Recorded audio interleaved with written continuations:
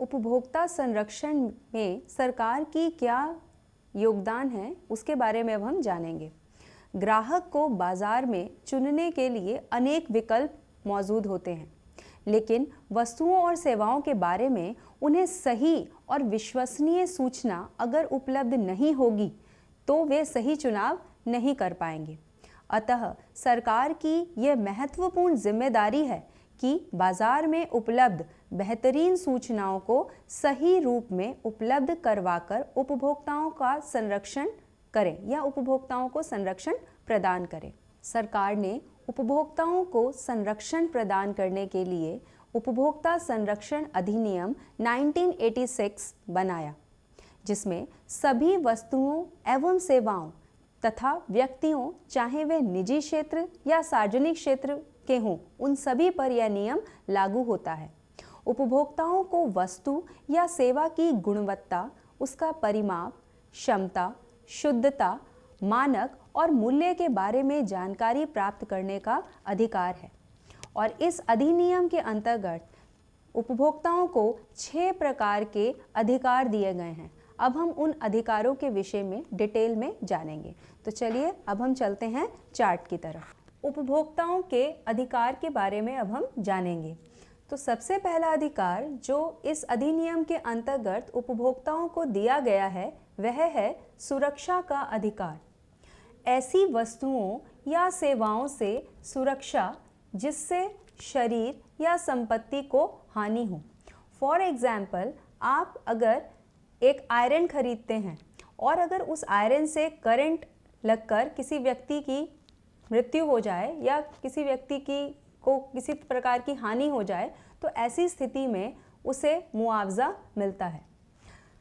सूचना पाने का अधिकार, वे सभी आवश्यक सूचनाएं जिनके आधार पर वस्तुएं या सेवाएं खरीदने का निर्णय कोई भी उपभोक्ता लेता है, उन सूचनाओं को पाने का अधिकार उपभोक्ताओं को होता है।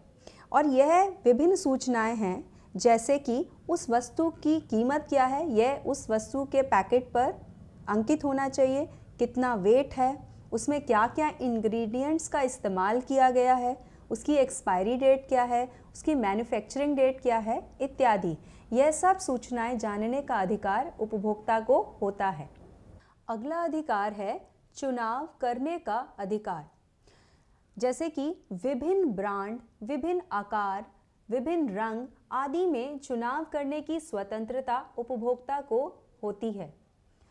सुनवाई का अधिकार, उपयुक्त मंचों के समक्ष अपना पक्ष रखना, अर्थात यदि अगर वह कोई भी उपभोक्ता किसी वस्तु या सेवा को लेता है या उसका उपभोग करता है और उपभोग के दौरान उसे उस वस्तु के नकली होने या उसमें कोई डैमेज होने की वजह से नुकसान हो तो वह कंज्यूमर फोरम में जाकर अपना पक्ष रख सकता है।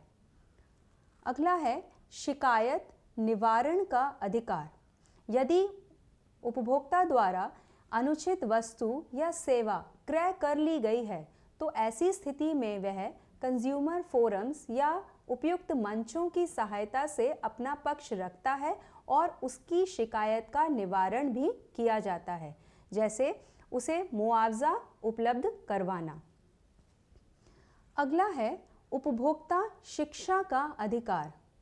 उपभोक्ताओं को धोखाधड़ी, दगाबाजी से बचने एवं सजग उपभोक्ता बनाने के लिए निरंतर शिक्षा पाने का अधिकार दिया गया है और इस उद्देश्य की पूर्ति के लिए सरकार समय समय पर उपभोक्ताओं को सचेत करती रहती है। अब हम उपभोक्ता संरक्षण अधिनियम 1986 के बारे में चर्चा करेंगे। क्या उसमें क्या क्या प्रावधान है, क्यों बनाया गया इत्यादि। तो चलो हम इसको चार्ट पर देखते हैं। उपभोक्ता संरक्षण अधिनियम 1986, इस अधिनियम के अंतर्गत त्रिस्तरीय अर्ध न्यायिक व्यवस्था की गई है और ये 3 स्तर हैं। राष्ट्रीय स्तर जिस पे राष्ट्रीय आयोग है, फिर राज्य स्तर जिस पे राज्य आयोग है और जिला स्तर जिस पे जिला फोरम है। राष्ट्रीय आयोग 1 करोड़ से अधिक मूल्य की राशि वाले मुआवजों को देखता है या मामलों को देखता है। राज्य आयोग 20 लाख से 1 करोड़ तक के मूल्य के केस को देखता है और जिला फोरम 20 लाख रुपए से कम के केसेस को डील करता है।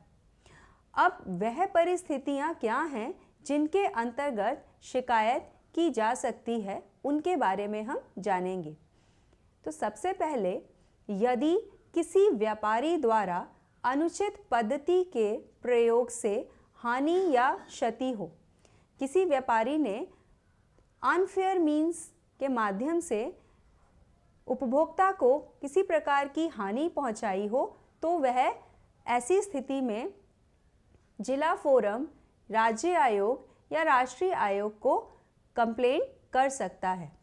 दूसरा, यदि खरीदे गए सामान में कोई खराबी हो तो ऐसी स्थिति में भी शिकायत की जा सकती है।